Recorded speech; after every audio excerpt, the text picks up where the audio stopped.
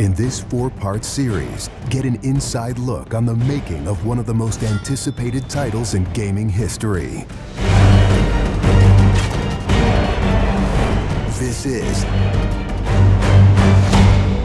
Inside Assassin's Creed 3.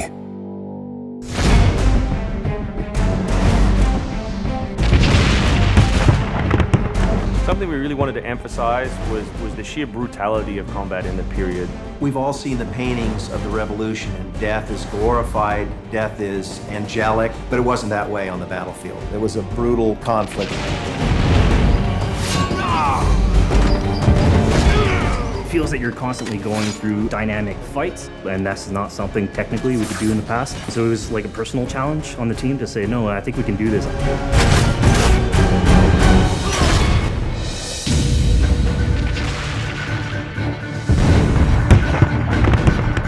These armies are filled with different types of weapons. So, you have everything from muskets, you have grenadiers, you have guys with boarding axes. Being shot by a musket would be an awfully painful way to go. The caliber size of the ball was at least 3 or 4 times as large as anything that any modern military is using today. After the muskets were discharged, they would charge with their bayonets. What basically is a giant spear, and he has every intention of running that through you. They would shoot and then they would march, and that hand-to-hand combat was really brutal. And whether it's people using a bayonet affixed on the end of a musket, a small hatchet, this is a kind of killing that is very mano a mano.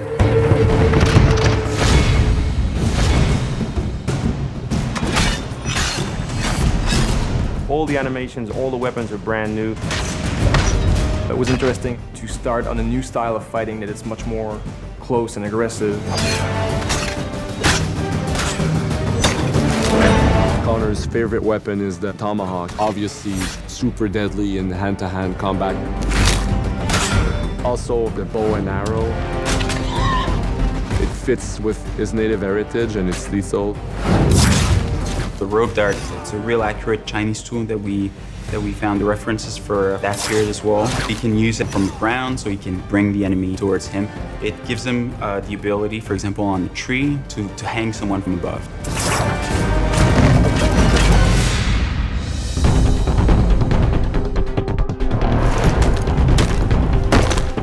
In Assassin's Creed 3, the one thing that we decided to do is to revamp the fight system from scratch.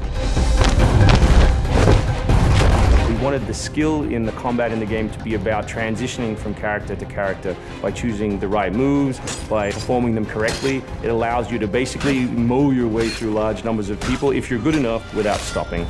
What do you do if you go into a bunch of guys with muskets and they try and shoot you? So we had to figure out, can you dodge them? Can you run away? And we've added all these options, but our big one is the meat shield, where you can grab a guy and he gets shot instead.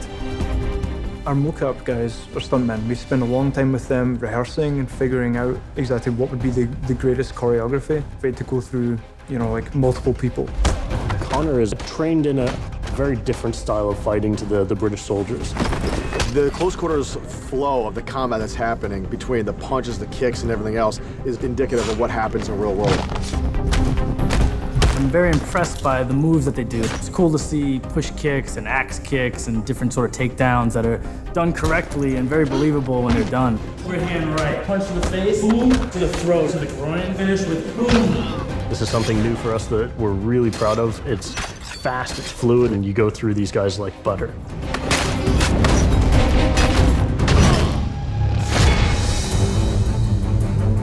Connor is essentially the first guerrilla fighter. He's someone whose goal is always to move behind enemy lines, to pick off his target, and to escape. Employing guerrilla tactics, or what we now know today as asymmetric warfare, was something that truly was a component of the American Revolution. They learned what we would think was guerrilla-style warfare. You sort of hit quickly and then disappear. American tactics were really frowned upon by the British because the Americans did adapt the tactics that were used by the Native Americans from the French and Indian War. The first big battle at Lexington and Concord takes place on a New England town green. And as the soldiers march back to Boston, they are marching along a dirt road lined by stone. It's not the most effective strategy, wearing your bright red coat and march through the woods while some farmer's trying to shoot at you. The Americans brought a tactic that they couldn't really cope with. They essentially took it away from the battlefield and they started guerrilla tactics.